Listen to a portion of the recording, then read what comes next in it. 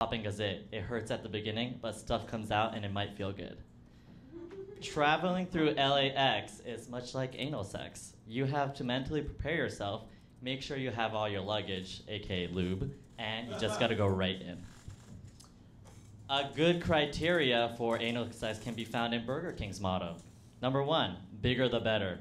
2, come get them thick and juicy. 3, sauces are your personal best friend. Having spontaneous anal sex is much like when heteros have unprotected sex. They might get unwanted pregnancies, where I might just get unwanted shit everywhere. I wish blockbuster films, action films included anal sex. Oh wait, I can just watch Jurassic Hole on Pornhub instead. Here's a recommended playlist for anal sex. During foreplay, make sure you play I'm Coming Out by Diana Ross. 2, during anal sex, you play Toxic by Britney Spears. 3, post, play Dirty by Christina. And lastly, if you have a round 2, oops, I did it again. Quick, you have 30 seconds to prep for anal. What do you do? Number 1, get lube. Number 2, make it wet downtown. Number 3, don't tell your mother. 8, I swear I learned anal sex by playing baseball. A pitcher and a catcher is like a top and a bottom. The baseball and the bat is the testicle and the dick. And the hot coach and the ball boy, oh, that was me. Why are straight people so afraid of anal sex? Are they afraid of being gay? Are they afraid of pooping on her? Are afraid of her power? Oh, well, time's up.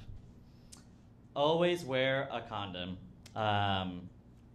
Always wear a condom during anal sex to protect yourself from HIV, STDs, but most importantly, no one is interested in farting out cum the next day. If you want to try anal sex for the first time, just ask an Asian man. It's small enough that you might not feel it at all. I can say that because I'm part Asian. Anal sex in New York is just more spontaneous and rough. You can do it in the back alley bathroom, anywhere. Anal sex in LA? Well, do you have an organic, chemical-free, cruelty-free vegan lube available?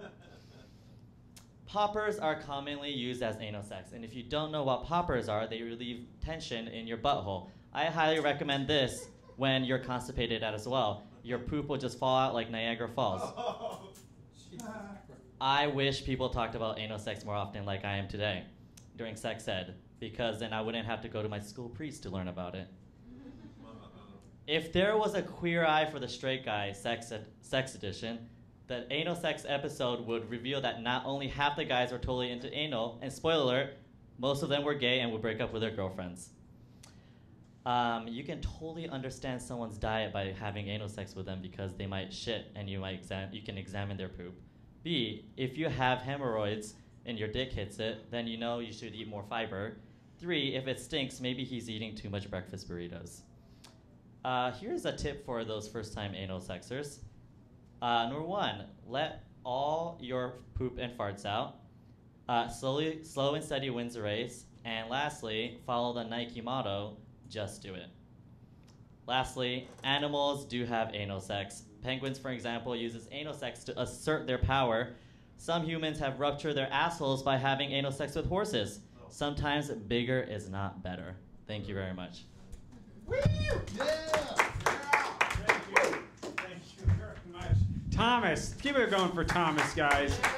That was both informative and stimulating. Very, very good. All right, let's welcome to the stage right now. You know me, love him. The very funny Wilson Jacobs. Get him up here.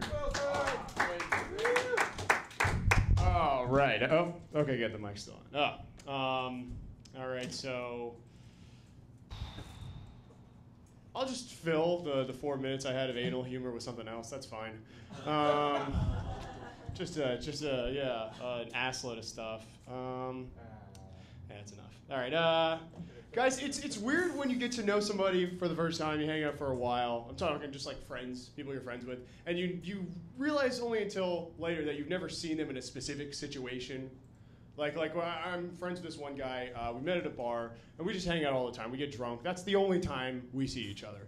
Maybe that speaks to something I should talk about later with my therapist. But for now, I've never seen him in any other emotions besides like when we're just having a good time, enjoying ourselves. We go see the movie Hereditary, though, for the first time. And very, very unsettling, very terrifying film. And for the first time, I noticed, like, when I was sitting next to him, he has this nervous tick whenever he gets scared. He laughs. He laughs whenever he gets scared. Like, there's this really unsettling scene. I won't spoil it, but he just goes, I thought I was weird. And to me, that seems like a really bad habit that you could have formed in genetics that should be just cut out of like human race, you know? Like laughing in unsettling situations. Like, good thing he's big enough where he's never gotten mugged before. Otherwise, he'd be fucking in the dirt right now. Like, imagine you're getting mugged, like someone has a gun to your face and you're like, yeah, I'm scared of you. Yeah, let me just reach into my pocket. I swear to God, stop laughing. I'm not enjoying this at all. Trust me. He'd be dead. He'd be dead right now. God. Or like he's trying anal for the first time. There. Can't do that. Hard act to follow. Very hard. But that's what I got in that moment right now for that. For everybody watching at home, mom and dad, thank you. Guys, I used to be very fat. I used to grow up fat. Thank you, right there. In solidarity. I used to be very, very fat, like clocking in at 150 in 5th grade. It was a whole to-do, trust me. And not only was I like raised in a household where it was cool to eat shit all the time, and so that's how it was a vicious cycle. But also the people that I idolized growing up weren't like rock stars or like rappers or anything like that. It was really, really fat guys. Like, if you could fill any point in time of your life with the most enjoyable food ever, why would you not do that? Why would you not do that? I saw like David Bowie or something like that. Oh, what a pussy, he's so skinny. Come on. The real rock stars I like were the people like Kobayashi. He ate hot dogs for a living. He crushed that shit. The fact that he was still skinny, I was kind of halfway on that. But really, my Hall of Famer up there was a musician. It was Elvis Presley. Guy died shitting to death on his toilet after eating so much. Insane. Have you heard about his diet? Have you heard about this? Ooh, the golden loaf. And I'm not talking about something you put up your ass. The golden loaf. Elvis Presley's diet was a pound of bacon, peanut butter, and jelly deep fried in a loaf of bread. That's what that guy had multiple times a day. And he still rocked a stage like nobody's business. Oh, what a ledge. Then I found out about cholesterol at an early age and things really turned around for me. So that's the end of that tale. Let's see here, guys. Another thing about me, I really like the song, the singer Taylor Swift. Big Taylor Swift head up here. Any Swifties in the audience or online, let's hear it. All right, thank you. Great. Thing about her, though, apparently she gets a lot of flack online for the fact that she doesn't write her own songs. She doesn't write her own songs. For me, I'm fine with that. I get that. It's a big industry, pop music. You gotta get those songs out somehow. But also, I love the fact that her writers, all the people that she co-writes with, are again, keep this in mind. All of her songs growing up as an American teenage girl, that's all of her songs. And all of her songwriters are Swedish middle-aged men. All of her songwriters are Swedish middle-aged men, and they're damn good about talking about the plight of an American teenage girl. They get paid millions of dollars for a reason, but I just love, like, I don't know, I'm trying to think of, like, what the creative conversation would be like that when they're on the phone with Taylor. There's like, oh, Taylor, I was thinking about your next song. In this one, say you get your first period in art class in the middle of high school. And I was thinking, what would that feel like? Is it much like the Red Album? What would that feel like? And so I hope you give me a call back in terms of concepts, but I'd like to put that. I'd like to combine that with the plight of the middle-class American in 2018. So give me a call back. The number one's 50. Thank you so much. And that's the end of the bit, but I think I'm going to leave on a high note. Thank you guys so much. I've been Wilson.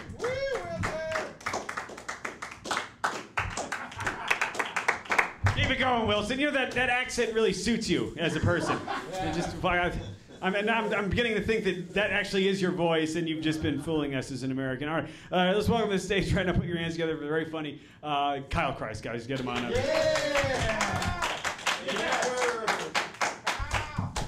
Hey, it's me. Please get on. Yeah, I'm Kyle. I'm still endorsing Hillary Clinton's 90s haircut.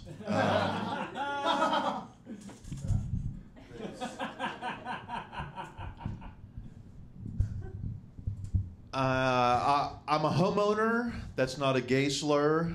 I have a house here in the valley.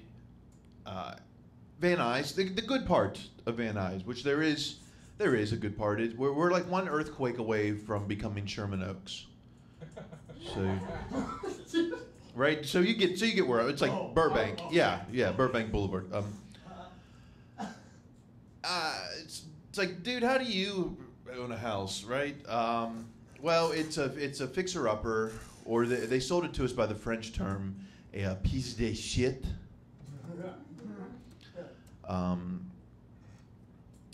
So we're kind of doing some of our own renovations, which I don't know if you know this. Renovation comes from the Latin word renovoir, which means to fuck oneself.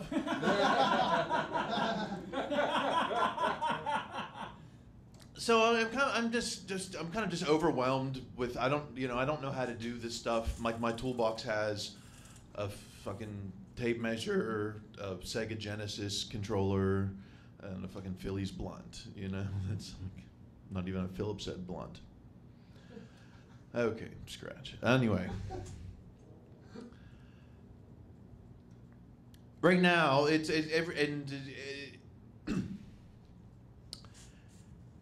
never just one thing, you know, because one thing would be enough, right? Like, this was supposed to be my one thing. Like, all right, just get the fourth wall at 5, right? But it was, but this week it was 2 things, and it usually always is. First, and it's very karmic how things coincide. Like yesterday was the hottest day in the valley. So that was also the day that my air conditioner went out. So, you know, that's kind of karmic, right? Oh. And then also just how like Ant-Man was is #1 in the box office this weekend. My coffee table was covered in ants. So, just very coincidental. And I'm not sure which one is more pressing because it's getting hot, right? But what the fuck are these ants all about, right? Why are they just on the coffee table? And they weren't on the couch, they weren't on the cats.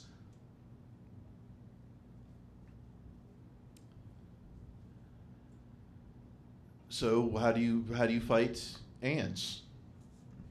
Do you know? Cinnamon. Ants hate cinnamon. It's kind of like, I don't know, who hates cinnamon? That's really kind of a well-loved thing. I was thinking like, who was that kid that's like, I don't want Cinnamon Toast Crunch, that sucks. Like, never, no, okay. But ants, motherfuckers. Ants won't cross a line of cinnamon. So there I was, laid out this thick, it was like fucking Escobar line of cinnamon, like across the coffee table, like in a fucking maze. So in case they tried to flank me, I was gonna get the ants.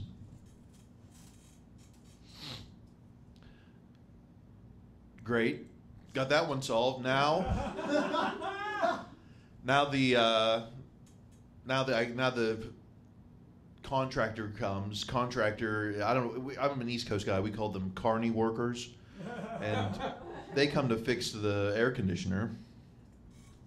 He just comes in and rolls in and like straight on my coffee table. It's just these thick fucking just thick ass lines of cinnamon. It looks like I'm just fucking Martha Stewart ripping shit all night. Like.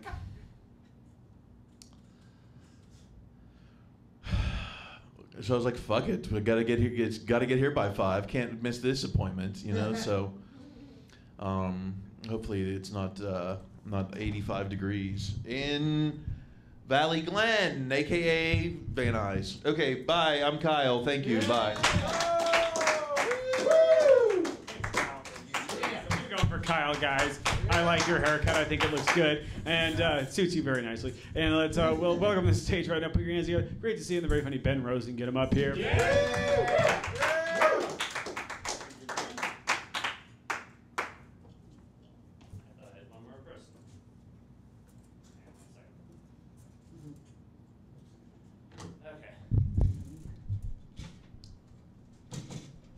Having a rough day. This morning my alarm didn't go off. I accidentally broke a mug, and then I got sprayed by a sprinkler on the way to work. So yeah, I'm basically a female protagonist in a romantic comedy. I'm beautiful, but nobody notices me. I live in a giant apartment that I can't afford. I've been dating the same person for 10 years, and they won't commit. If there was a movie about my life, it would be called My Big Fat Non-Existent Wedding. That's how rom-com my life is. I live in West Hollywood, so all my neighbors are gays, models, and douchebags. I don't fit in with any of them. One time I was hanging out in the pool, and this guy comes up to me. He's like, I'm a personal trainer. I could train you. And I was like, no thanks, I'm good. And he's like, you're okay being that skinny? And I was like, yeah. Whenever someone's moving and they need help, I'm the last person they turn to. And the guy just slowly swam away. You can't neg me into a gym membership. Come on. It's ridiculous. It's ridiculous. I used to live in Brentwood. I love Brentwood. It was the best. One time I was at a gas station, and this guy rolls up in a BMW and says he left his wallet at home and needed $1 to get gas to drive home. It was the fastest I've ever given anyone money. You could be like on the street begging for change, and I'm like, hard pass. But if you live in the second wealthiest zip code in America and you need extra premium gas, I'm like, here, take it. You want more? I can go to the ATM. We can make this work. Man, everyone always reacts poorly to that. Maybe that's saying something about me as a human being. I'll have to reevaluate. What's next? I've been dating my girlfriend for 10 years, but she's the holdup, not me. Yeah. She says we can't get engaged until I'm a working writer and we're good enough to get in the New York Times wedding section. So our kids are going to be vain and adopted.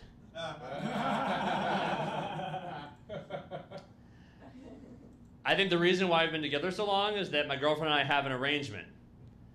I'm not allowed to grow facial hair, and she's not allowed to cut her hair short or stop being blonde. If we were left to our own devices, I would look like Abraham Lincoln, and she would look like Rachel Maddow. Instead, she looks like an off-brand Olsen twin, and I look like an unsuccessful version of Mark Zuckerberg. It's a real thinker, that one. My girlfriend's Jewish, but a lot of people don't realize she's Jewish because she has blonde hair, blue eyes, and is bad with money. It's okay to laugh at this. I'm part of the tribe.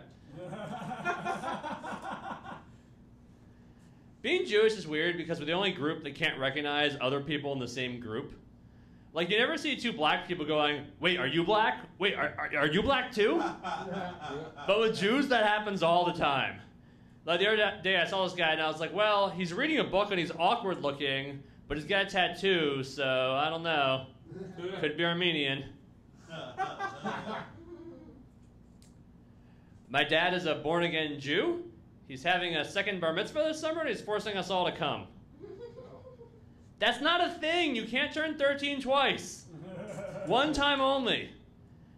I feel like we're in Back to the Future, and I have to make sure my dad nails his Torah portion or I'll never be born.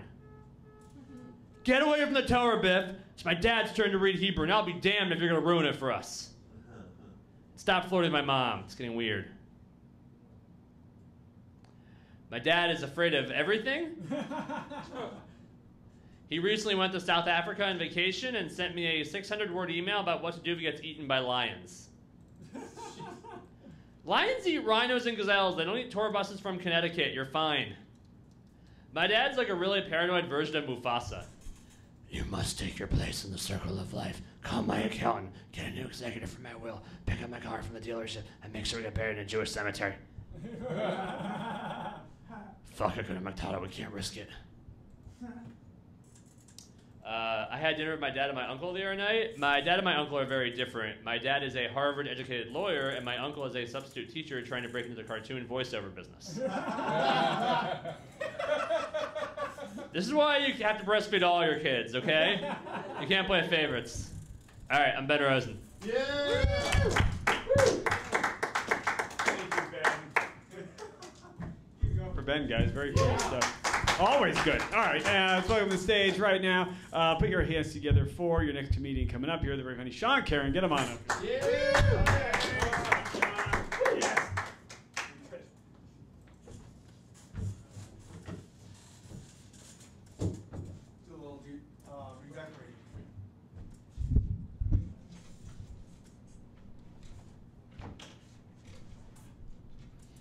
It's hot out, you know. Yeah, it's hot out today.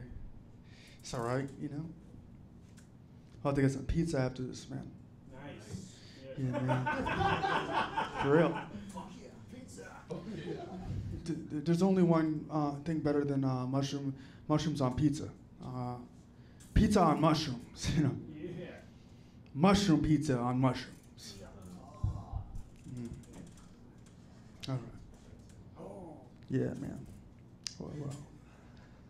So what's up, man? How's everybody doing? How you doing at home? This one, I don't even know where the lens is. I feel comfortable looking at that one. Yeah, what's up? How you guys doing? All right. Oh man, you might be saying, why do you walk like that? Because I have cerebral palsy. You know, I have cerebral palsy. Growing up, when my mother told me I was special, she really meant it. You know what I'm saying? She really meant it. You know, I shouldn't even be doing comedy. With what I have, I shouldn't even be doing comedy right now. I have a doctor's appointment. I'm just joking. That's so silly. No doctor's working in this weather. All right. One good thing about having cerebral palsy, I never had to work out. I have retard strength. I have the strength of 10 men. I'm the strongest man in my village. Yeah. In high school, I was a wrestler. I used to wrestle in high school. That was pretty cool. I was like the team's rally dog. You know, it would be like the end of the practice or the end of the match. They just look over at me like, huh, even he's doing it. That was like the human Gatorade commercial. It was like, Gatorade Edge. Even Sean's doing it. Yeah. I lived in Philly for 6 years. All right. Everybody in Philly is a boxer or an ex-boxer. That's just it, man. You know, the block where I lived, when they first saw me, they were like,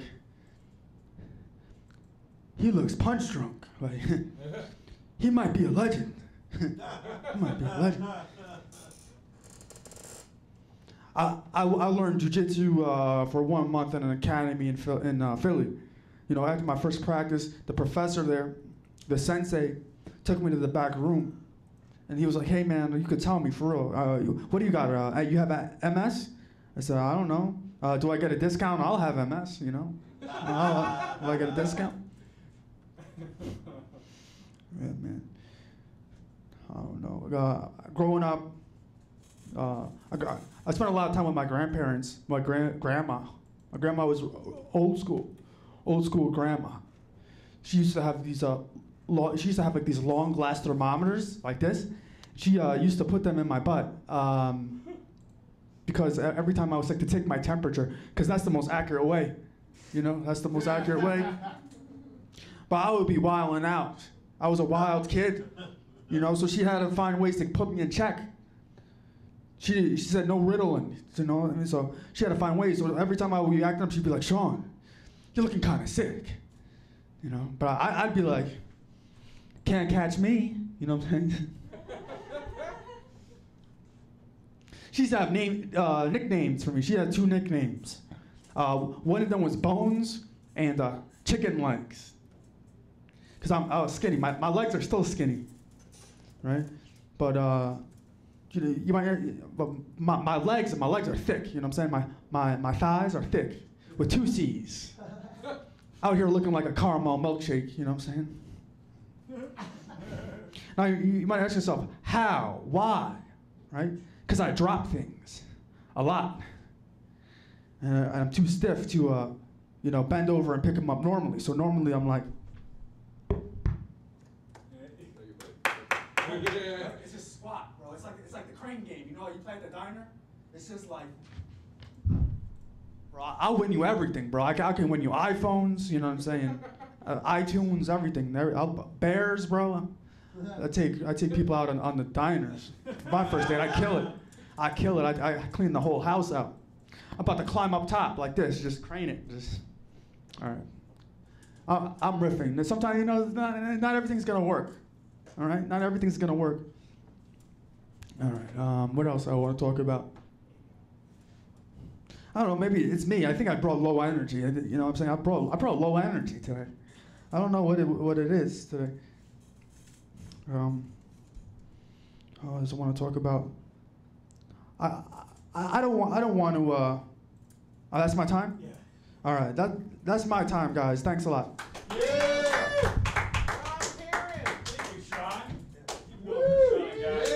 Just always. And let's welcome to the stage right now. It's great to have her in the audience here tonight, and on the show here tonight. Put your hands together for Neha Talreja, guys. Get her on.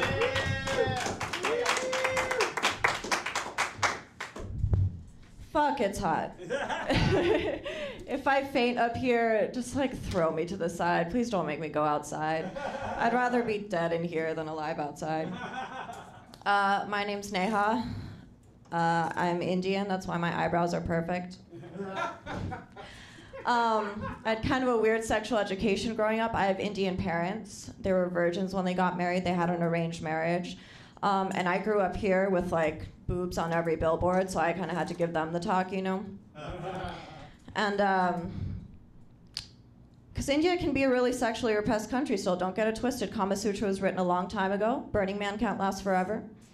And then I grew up between San Francisco and the South, and in San Francisco, it's like you walk outside at 8 years old and there's two gay men in matching cock rings and they tell you what's what. And then in the South, it's like no sex, no abortions, no birth control, but then in the church parking lot, your boyfriend's like, if we just do anal instead, your hymen will only grow stronger. So that's my anal contribution. I have a boyfriend. I still call him my boyfriend. People call their boyfriends and girlfriends their partner now. You guys do that? No. Me neither. This is my partner. I love my partner. I value my partner. I love my boyfriend, but we're not in a partnership. You know, like I didn't come to this relationship to make friends. You know what I mean? If you're not spending every day trying to gain complete control over the other person, like you better come up with a different game plan. You better figure it out. So I have this boyfriend I didn't ask for. Because I'm not really like a dater like that. I'm not a relationship person, kind of an ice queen. Like, I'm not a monster. Every once in a while, I wake up and I'm like, I wish there was like an able-bodied man to lie on top of me. Just want like the weight. But that's mostly because my back hurts, you know? Like, I just want the weight. He doesn't even have to be able-bodied. He could be dead. I might prefer the silence. But he's there, what happened was basically like the world started going to shit, you know? Like, you don't know what's gonna happen. We could all get locked up. There's nukes. And I don't want to be in the bunker alone, you know? Like, I don't want to walk the mile to get my water rations at the gulag by myself. Gotta lock someone down to do that for you. Gotta grab a dumb one and make him fall in love, you know? Even Anne Frank had a lover in the bunker. Look it up. His name was Pete Van Dan. They totally hooked up in the attic, and then he totally ghosted her. He probably didn't have Wi-Fi where he was going. It was fine. Kind of a smaller pool to pluck from this time as far as dating goes, because I can't date white guys anymore, trying to be down with the cause. And that's kind of hard for me. It's a sacrifice, because I kill it with white guys. Like, I kill it. White dudes in Los Angeles, are you kidding me? I'm 26, I have tits, I'm cute, I'm ethnic. I look like I could host a Vice segment on child soldiers. Like, I kill it with white guys here, you know? But I can't do it. No, real reason is, last year I was exposed to a very pink dick. Like a really pink dick. Like Pink Panther, pink dick. It was Pink Panther, it was Pink Panther's dick. No. And like, I fucked around with white dudes before, but I'd always gotten a beige or a nice olive, you know?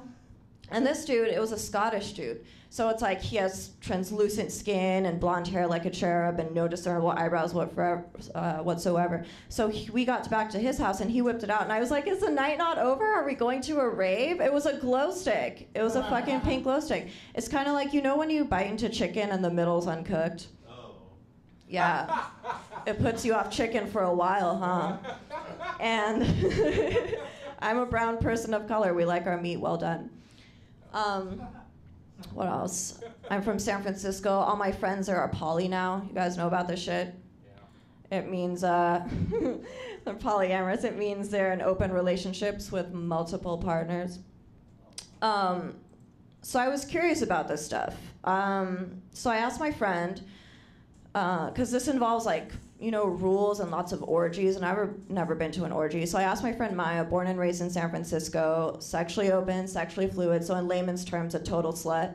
Like she's been to a lot of these things, And because I don't have time, we'll just skip to the end of this. So basically, all the stuff gets started, and at the end, she said 2 dudes walked over me and peed in my mouth. Yeah, and I was like, that is exactly what I wanted to hear. But I can't hang, I don't consider myself a prude with sex. Sex with me is kind of like a skee-ball game. If you have the aim, all holes are open to you. I just ask that you don't blind me. But I can't hang, so I had to move to LA, because if I'm going to let 2 dudes pee in my mouth while another one watches, I better get a really good part in a movie, I better get an Oscar campaign. Thank you. Yeah. Drink water. Hey, guys. Very, very funny stuff. Oh, yeah, God, that's what it's all about. You got to be poly up there in San Francisco. That's the big thing, because it can get you into many men's bank accounts up there. Lots of fucking, you got to keep the options open in the fucking tech area. You can't just say facts and think that it's going to be funny. That is what I just did there, so don't do that. All right. Let's bring our final comedian to the stage right now. They're very funny. Great to have him here. Matt Burke, guys. Get him on. Oh, Matt Burke's right here. Thank you, guys. Thank you. Polyamorous. My thoughts, I always talk to polyamorous online, but I never get along with them. I'm like, I'm okay with that. Yeah, let's be freaky, right? And I don't get along with them though. They're fucking. I don't even believe them sometimes. I'm like, I think their favorite moment is when people go, "Oh no, I couldn't do that," and then they go, "Oh yes, it's not for everybody. Polyamory is very complicated, but my love cannot be contained." They just like to talk. I don't know, man. I just don't get along with them. So straight up, that means monogamy. I don't know what it means. All right, guys, that's not a funny way to start. You got to start funnier. Fourth wall. I'm happy to be here. Fourth wall. People always talk about the fourth wall, right? But they never talk about the fifth wall, right? This wall between us and our Lord and Savior Jesus Christ. He's always watching. Give him your best stuff.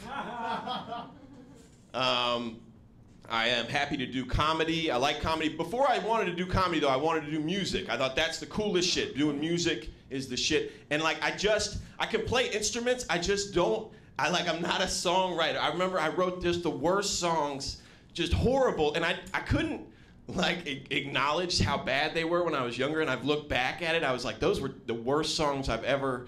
They're just I remember this one song. The chorus was, "Where I'm from, the women come around for the money and the rum."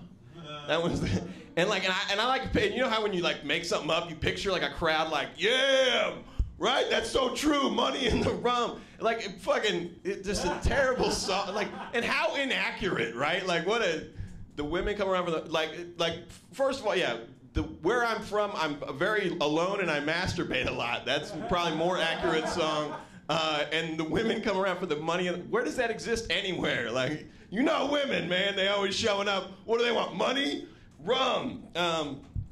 Yeah, so that was a hot hit. And a couple others I've just zoned out of my memory completely. So I said, no, you're a silly motherfucker. You're a silly goose, so you got to go do jokes. And that was my decision to do comedy. It seemed like it was better. I don't know that it was much better, but a little better than the music route. But I found a new music personification that I do nowadays. I'm a blues singer named Joe Shitter. Yeah, Joe Shitter. And I sing songs about taking big shits out of your ass, right? Big farting, a lot of pooping, right? And these are good songs. They keep them short. I don't want to bore people with them, but I get to the point, right? And but I think the kicker about Joe Shitter is he's also a woke feminist, right? So he'll sing you a song about liquid shits, and then he'll teach you about intersectional feminism, right? Or about gender-neutral pronouns, maybe. And then he gets back there in a song about wiping your ass a bunch of times. That's Joe Shitter. Because we all have assholes, guys, no matter your gender, all right? And we're all taking shits.